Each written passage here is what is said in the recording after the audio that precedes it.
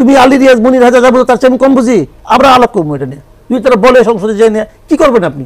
যেটা নিয়ে বিরোধ ছিল বিএনপির সঙ্গে জামাতের একটা বিরোধ ছিল, মূলত বিরোধ যেটা ছিল যে আপনার গণভোটটা কবে হবে, আরেকটা বিরোধ ছিল উচ্চ কক্ষে পিআর থাকবে কি থাকবে না।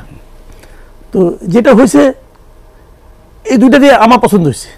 আমি পার্সোনালি আমার মনে হচ্ছে আগে যদি গণভোট হয়, ভোটের আপনার ভোট কাস্ট কম হইতো, খরচ হইতো, এবং ভোট কাস্ট কম হলে অনেক ঝামেলা হইতে পারতো, অনেক বেজ্জতি হওয়ার সম্ভাবনা ছিল, আশঙ্কা ছিল।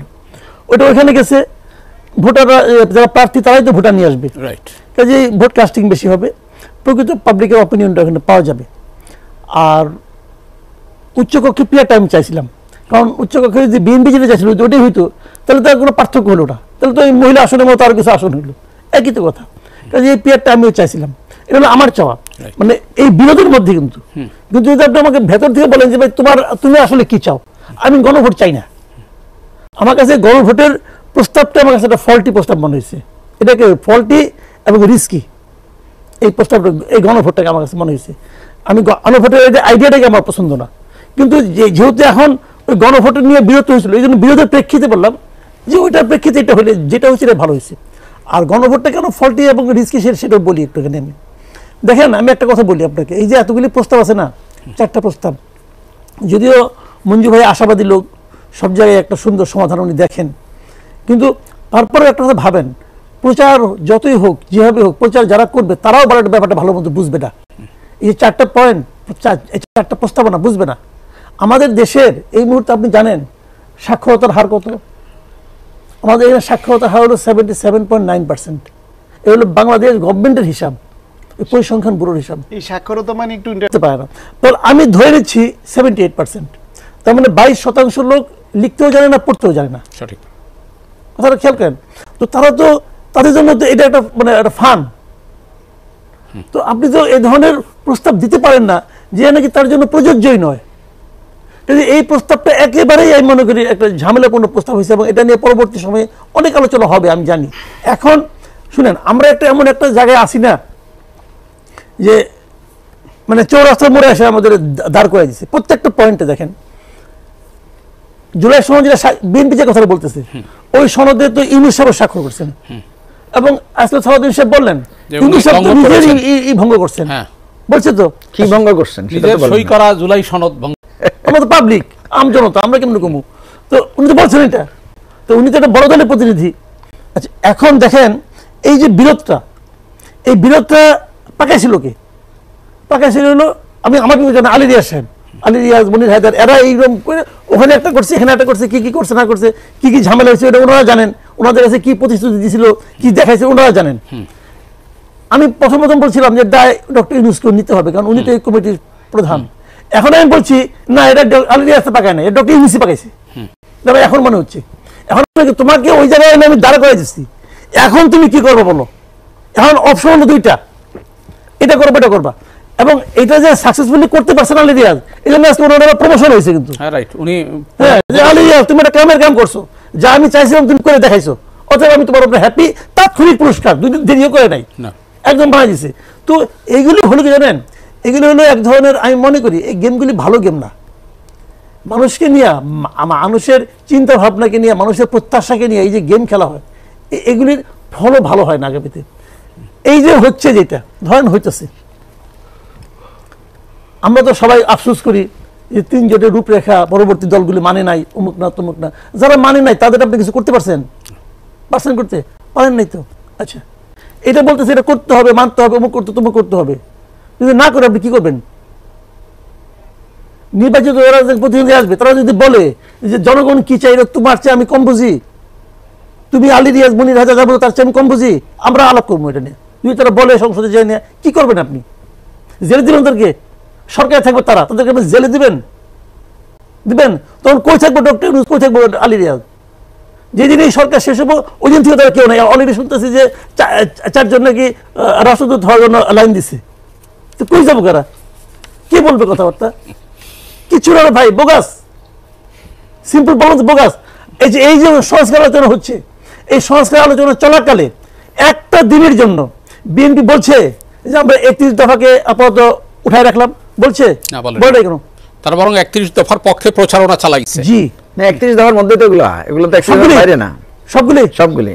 আচ্ছা ফাইন, যদি সবগুলি হয় তাহলে 31 দফা পূরণ হয়ে যাবে।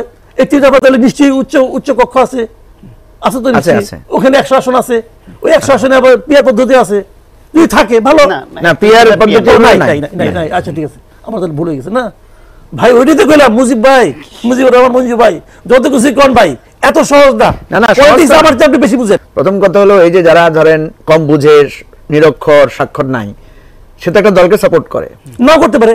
না আমি আপনাকে বলি, না আমি নাও করতে পারি, কিন্তু আমি বলছি একটা অংশ তো করে, যে অংশটা করে। মাসুদ কামাল আপনার অক্ষর আছে, আপনি নিরক্ষর না। আমি স্বাক্ষর সমর্থন করি। মাসুদ ভাই ঠিক আছে, আপনি ইউ আর রাইট। আমি বলি আমরা যাদেরকে বলছি শিক্ষিত না বা কম সচেতন, তাদের যারা রাজনীতি করে তারা ভোটটা কিভাবে দেয়? তারা ভোটটা তো দল যাকে পছন্দ করে তাকে তো দেয়, একটা প্রতীক দেখেই দেয়, প্রতীককে দেয়, মানে কোনো না কোনো ভাবে সেই দলের প্রতি আস্থা রাখে। আর এখানে না দেখে না, এখানে আমি বলি, আপনি কি মনে করেন বিএনপি যারা করে সবাই এক জায়গায় ভোট দিব?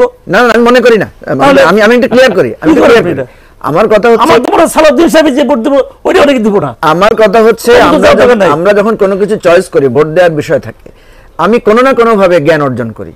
হয় কখনো আমি হুজুরের কাছে জিজ্ঞেস করি, হুজুর কারে ভোট দিলে ভালো হবে, মেম্বারকে জিজ্ঞেস করি। আমাদের দেশে মেম্বার চেয়ারম্যানের কথা মানুষ ভোট দেয় না, স্কুলের টিচারকে দেয় তো, মাওলানাকে। সুতরাং যখন একজন নাগরিকের কাছে আপনি আসবেন, নাগরিকের কাছে একটা প্রশ্ন আসছে, যে শিক্ষিত সে বুঝবে, পড়বে, জানবে, সে দিবে, সে টকশো দেখে শিক্ষিত হবে।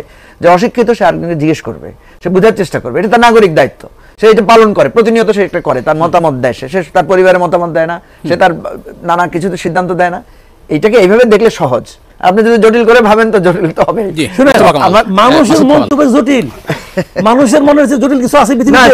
সেজন্য তো আলোচনা, এত আলোচনা সহজ করে ভাবতে বলেন না, সহজ করে ভাবতে শেষ পর্যন্ত আপনি যে সহজ করে ভাববেন ওই গ্যারান্টিও দিন না। না মাসুদ ভাই ঠিক আছে, এই সবকিছুর পরেও তো ভোট দানে বিরত থাকে না লোকেরা, থাকে না, ভোট দেয় না, ভোট দিতে যায়। দেশের যে কোনো লোককে আপনি এখন ডেকে জিজ্ঞাসা করেন যে আপনার কি মনে হয় সালাউদ্দিন সাহেব খুশি হয়েছে, কি বলবে সে?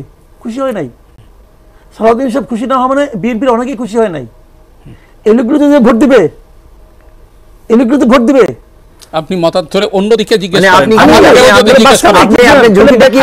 কি হবে? ধরেন হাইপোথেটিক্যালি, আমি চাই না এটা হোক, আমি চাই না কেন আমি বলি আপনাকে, জুলাই সনদের পুরোটা আমি একাধিকবার খুব মন দিয়ে পড়ার চেষ্টা করছি। আমার কাছে মনে হয়েছে জুলাই সনদটা মানে এর 95% বিষয় ওয়ান্ডারফুল। আমার কাছে মনে হয়েছে এটা প্রয়োজনীয় 95%, কিন্তু 5% বিরোধের কারণে যদি এটা না হয়ে যায় তাহলে কিন্তু প্যাকেজ সহ না হয়ে গেল রিস্কি হবে। এটা রিস্ক আছে, ভোটে জয় পরাজয় আছে না। আপনি আশ্চর্য কথা, আপনি তাহলে গণভোটে দিচ্ছেন, আপনি গণভোটে দিচ্ছেন কেন? পিপলের উইলটা জানার জন্য। অবশ্যই জনগণের না ভোট দিচ্ছেন, দেওয়ার প্রক্রিয়াটা জনগণের উইলটা অনেক জনগণ বুঝবই না। এর চাইতে বেটার প্রক্রিয়া নাই তো। আপনি দেখেন, আপনি দেখেন আমরা যখন সংবিধান পাস করি, আপনি আমি বলি কেন থাকবেন আপনার 30টা দল আর দুই একটা ভাড়াটে বুদ্ধিজীবী মিলে এগুলো করছেন, ওকে এই তো করছেন। দল কি বাংলাদেশে 30টা? না না, দল বলেন দল 30টা, কিন্তু যখন 300 মেম্বার যাবে, এই 300 মেম্বার কিন্তু প্রত্যেকটা জনগণের কাছে জবাবদিহি করে। সে তার এলাকায় যায়, এলাকার লোকদের জিজ্ঞাসা করে তুমি কি করছো, তুমি কি বললা। কাজেই আমি 300 লোক, এরা যখন জনপ্রতিনিধি আসবে, তারা যখন আলোচনা করবে, সেটা হলো বেটার আলোচনা। প্রথম কথা হচ্ছে এখানে শুধু দল না, 30টা দলের সাথে অনেকগুলো জোটও আছে। ওইভাবে দল হিসাব করলে এখানে প্রায় 60-70টা দল ছিল। এটা অনেকে জানে না, এটা আমি ক্লিয়ার করে দিলাম। নাম্বার 1 ভাই, ওই দল আমি চিনি তো। আমি আপনাকে বলি না, আরে ভাই লেটার প্যাড দিয়ে সিলিয়া করে ওই দল বলছি। আচ্ছা ঠিক আছে, অসুবিধা নাই, ঘুরুক না। আপনাকে মনে রাখতে হবে যে এখানে সেই দলগুলোকে অ্যাকোমোডেট করা হয়েছে যাদের গণ অভ্যুত্থানে ভূমিকা ছিল, আর যাদের ছিল না তাদেরকে মানে এক্সক্লুড রাখা হয়েছে। নাম্বার 1। নাম্বার 2 হচ্ছে যে এটা তো পার্লামেন্টকে আবার একটা গণপরিষদের মানে সংস্কার পরিষদের দায়িত্ব দেওয়া হচ্ছে। পার্লামেন্টের এভরি রাইট আছে টোটাল আলোচনা করার জন্য, তারা আলোচনা করবে সেই বিষয়গুলো, আলোচনা করবে, কিন্তু পাস করতে হবে সনদ। এইটাই আরে ভাই, পাস তো এটা করবে, এর বাইরে পার্লামেন্টের আর কাজ আছে না। পার্লামেন্টের এর বাইরে কিছু পাস করতে হবে। না না, এর বাইরে এটা শেষ করার পরে পার্লামেন্ট এটা ভবিষ্যতে